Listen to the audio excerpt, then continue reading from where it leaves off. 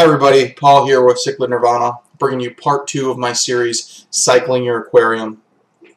In part 1 we talked about the nitrogen cycle and the different stages of that cycle, and we talked about the risks to your fish if you don't make sure that that balance cycle is occurring in your aquarium. In this video we're going to talk about exactly how you can go about establishing that cycle in your aquarium. We're going to talk about a couple different ways you can do that. One, with a fish, and the second way, actually getting that established without fish, called fishless cycling.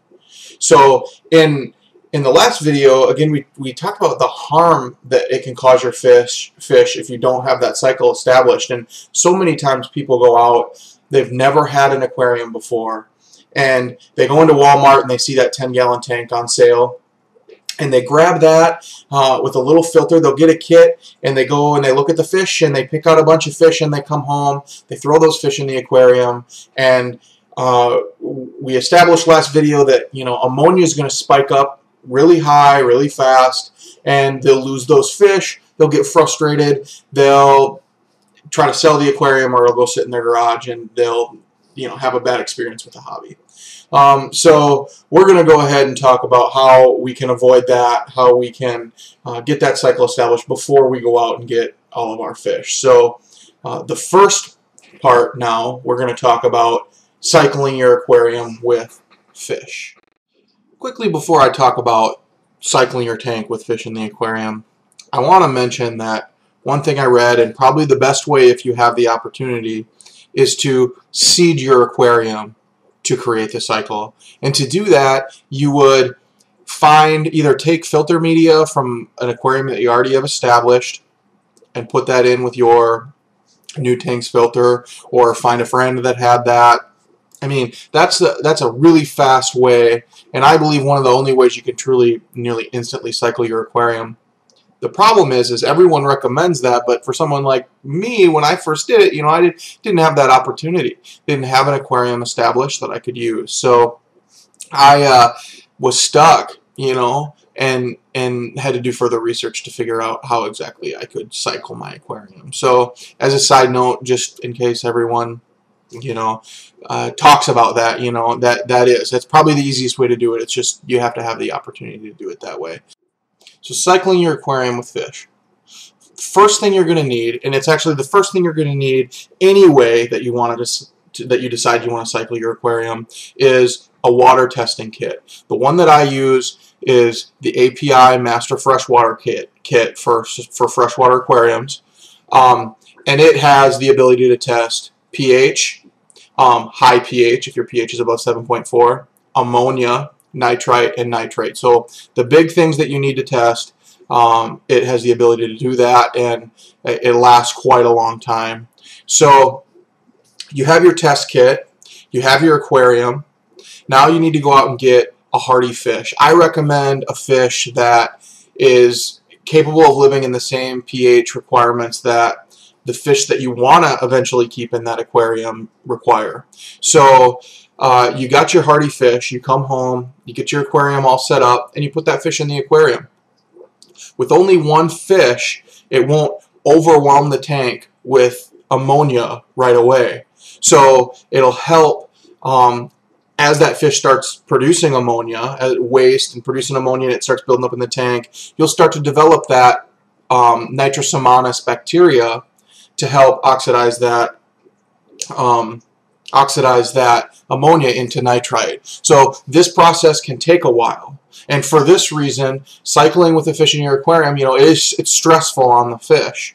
If at any time the ammonia level gets to an extreme level, starts getting high, just do a water change. I've heard some people say never do water changes when you're trying to cycle your aquarium, but you need to keep those levels low enough so that you don't kill the fish. So then you test, you go about testing your aquarium every day, reading those ammonia levels, and testing for nitrite. Eventually you're going to see ammonia levels start to drop, and you'll start seeing nitrite show up when you're testing for it. So then that means your nitrosomonas is there. It's converting your ammonia to nitrite, and then you continue testing, and again doing water changes if the levels get high, to help keep the environment, so that your fish that you have in there won't die. And then you watch those nitrite levels, and when those nitrite levels start to drop and you start seeing nitrate, you're getting somewhere. Then that nitrobacter is in there, and it's oxidizing that nitrite into nitrate. And so again, you just keep monitoring, keep daily testing until you notice that you have 0 ammonia in the aquarium and you have 0 nitrite.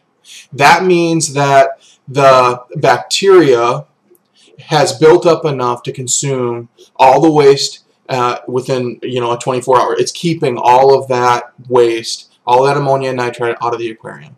It's established for that one fish. Now you go out and you get a second fish, and you slowly start building it up like that, and you slowly build up that filtration till you get it to a point where it can handle as many of the type of fish that you want in there. So as you can see through this process, it takes some time. It can take 4 to 6 weeks. It can take longer than that. It can be less than that based on other factors. But that's how you do it. That's how you develop that cycle with fish. Some people, this is the old way to do it. This is the way people establish a cycle in their aquarium before. Fishless cycling, I believe, is a fairly new thing. There's maybe been people doing it for a long time, but with in-tank fish cycling, that's the process. Now, the next way that you can cycle your aquarium is with fishless cycling, and in the next part here, that's what I'm going to talk about. So fishless cycling. It's a process of cycling your aquarium without using that fish and putting that fish through the stress of being in an environment with ammonia and nitrite. With fishless cycling, there's a couple different ways that you can go about it. The first way is you got to figure out a way to get that ammonia in the aquarium so that this whole nitrogen cycle can start. One way of doing it is adding some fish food in the aquarium. I've seen people add like a dead shrimp, and then as that decays, it's going to produce ammonia. Or fish food, as it decays, it produces ammonia. That's one way to go about it, to start establishing that in your aquarium. The other way is you can actually produce ammonia. They sell ammonia. You can produce ammonia commercial grade. You want 100% ammonia with you want no surfactants in it, and you want no scent. You want it non-scented. A good way to tell is you can go into your local department store and grab that ammonia, and if you really shake it up, first you look at the bottle, says it's 100% pure ammonia, no non-scented, no surfactants, but if you shake that bottle up, and you see any foam in there, not good. You don't want to use that. If you shake it up and there's absolutely no foam, it doesn't bubble up in that bottle, that means that it's good. It's 100% pure, and you can use it. There's another option, and that's I know Dr. Tim's sells it, and it's ammonia specifically marketed for, in a little bottle specifically marketed for fishless cycling your aquarium. And then there's instructions with how many drops you put in. If you're going to use pure ammonia, you have to look it up and see how much you need to put in to get the right levels. And when you're adding stuff like that into your aquarium with food and with like a dead shrimp, it's hard to control exactly what level of ammonia that you have in your aquarium. If you're adding ammonia to your aquarium with either over-the-counter stuff or the stuff marketed specifically for aquariums, it's easier to control the level. Your goal is to get yourself up to about 4 to 5 parts per million ammonia in that aquarium, and then you let it go. You test every day to wait to see if those ammonia levels come down. Once you see your ammonia levels hit 0, so you're testing every day, and it takes a while, you have to be patient. Once you see your ammonia levels reach 0 parts per million, Then you add ammonia into the aquarium again, or you add more fish food into the aquarium again, if that's the method you're using, to get that ammonia level back up to 4 or 5 parts per million. And you keep doing that. As you're testing for nitrates as well, and you'll see your nitrates slowly start to build up, meaning your Nitrosomonas bacteria is establishing in your aquarium.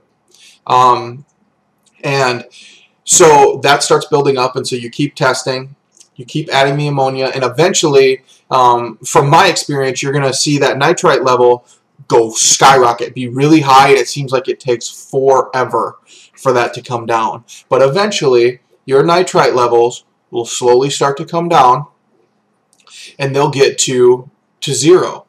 And so you keep adding this ammonia in as the ammonia gets to 0, and your goal is so that when you seed the aquarium with ammonia, and then 24 hours later you have 0 ammonia and 0 nitrite. So that bacteria, your goal is that bacteria converts all that ammonia, that 4 or 5 parts per million worth of ammonia, converts all that to nitrates over a 24-hour period, and then you know you're ready for fish. So that is a more friendly way to the fish to cycle your aquarium, and that's essentially the method that I use to do mine. But that's fishless cycling, and either cycling with fish or cycling without fish works to get that established in your aquarium. Now I'm going to talk about some different things marketed for this process and some different tips and things that you can use when cycling your aquarium. Okay, so one thing I want to add for fishless cycling is the last step of that process is to do a large water change. If you've been adding that much ammonia and it, through this whole process, there's going to be a lot of nitrates built up in that aquarium by the time that you're done. So you're going to want to dilute those nitrites out of the aquarium as much as possible before you add fish, because in that high of levels that they can be very toxic, as well as we established in part 1 of this series. So the next thing I'm going to talk about is our tips and things to consider when you're cycling your aquarium. One is bottled bacteria. You'll see things marketed out there that claim to be bacteria in a bottle that you can put in your aquarium and it will just cycle your aquarium instantly. You'll see that bottled form. You also see bioballs that claim to be bacteria, and as they dissolve, it slowly releases that beneficial bacteria into your aquarium and can instantly cycle your aquarium. You have to use your judgment whether you want to use things like that or not. I have tried all these things, and in the third part of this series, we'll talk about specific products and my experiences with them. Having done all of that, my opinion would be stay away from them and do it more naturally, because they either wouldn't work or cause the cycle to do some funny things. So it would be hard for that bacteria to establish itself that quickly, especially if you're going to add multiple fish to an aquarium. The next little thing to consider is that ammonia I talked about. If you're going to buy ammonia and put it in your aquarium, you really need to be careful that you're getting 100% ammonia, no surfactants, and it's non-scented. If it has any additive things like that, it can severely harm your fish, kill your fish when you add them later. So you need to be very careful with that. And that's why I went with an additive. If I had to do it all over again, I think I would go out and get a bigger jug, because it would be possibly a little bit easier. But a bigger jug of the actual cleaning ammonia that was 100% pure and stuff. Temperature of your aquarium. The bacteria, the Nitrosomonas and Nitrobacter, they like a little bit higher temperature. They'll develop a little bit faster with a higher temperature. So if you have fish in your aquarium, you have to have the temperature so that it's habitable for that fish. If you don't have fish in your aquarium, you can kind of raise the temperature to help establish the cycle faster. So right around 90 degrees, I think is a sweet spot. If you get your aquarium up there, you can actually develop the cycle faster. The other thing is aeration. We talked about the Nitrosomonas and Nitrobacter being aerobic bacteria. They like that oxygen. They need that oxygen to oxidize the ammonia into nitrite and the nitrite into nitrate. So if you have an air pump and an air stone going in there, that can help speed up the cycle. Water changes. I've heard some people say never do a water change when you're fishless cycling. Of course, if you have a fish in there, you need to. But I'm, a proponent of not letting the levels of nitrite and nitrate get too extremely high, because while the Nitrobacter is establishing to remove that nitrate, the levels of nitrate can get really high, and then once they're building up enough to get rid of all that, the nitrates can build up really high. So I think it's a good idea to do 30% water changes once a week to keep those levels, down a little bit while you're going through this process, and keep some fresh water in that aquarium. And of course, when you do that, even if you don't have fish in there, you need to treat the water for chlorine. If you have chlorine in your water, one of the things it will do is it will certainly destroy that bacteria. That chlorine will kill your beneficial bacteria. So you need to make sure that you're treating the water that you put in your aquarium. You can completely kill your cycle with chlorine from tap water. So you need to treat it with a prime or safe or something like that to remove that chlorine. Substrate and decorations. This is something that I learned through the process. If you have substrate in your aquarium, if you have decorations in your aquarium, that biological, the Nitrobacter, the Nitrosomonas, that's going to grow wherever it can. It's not just going to grow in your biological filtration, in your filter, biological media in your filter. So if you have those things in there, you might not be establishing that bacteria where you want it to be. So cycling, especially if you're fishless cycling, but even if you're cycling with a goldfish or something, having nothing in that aquarium for that bacteria to grow on so that it has to grow in your filter is a fairly good idea. So that's really something that you have to consider, and not something that I read or found out until after I had started my process. And I wish I would have, because I think it caused, things would have went a little bit smoother for me had I had known that. The last thing, or the second to last thing I want to talk about is pH. If your pH levels are too low, it can inhibit the growth of that bacteria. So there's a sweet spot for that pH. You need to make sure that it doesn't drop too low during this process. You want to keep it up there in order for that bacteria to grow into a more basic area above 7 for that bacteria to grow, and I think even upwards of 7.4 is better for that bacteria to grow. The last thing I want to talk about is that final water change that you do if you're doing a fishless cycle. You would think that it would be great, especially if you cycled your aquarium with substrate in there and with other things in there. You'd think it'd be great to just drain the water out as much as you could and then fill it back up, treat it, and go add fish. But what will happen is, if you cycled that aquarium with substrate, if that bacteria grew in the substrate and you treat the water when it's in the aquarium, that chlorine can kill it. Kill that bacteria and just kill your cycle right there. Speaking from experience, as my first time doing it and making a mistake, the very first time I cycled an aquarium, it can completely kill your cycle. So be careful. Don't change the water that much that fast. And if you are cycling with a fish in the aquarium, remember the nitrate shock that can occur if you make a change too fast. If you have super high levels, and you do a 95% water change, and the water conditions are drastically different out of your tap than the fish was used to living in, they can get that shock. So that is That is how you establish the cycle, the nitrogen cycle in your aquarium. You can do it with fish.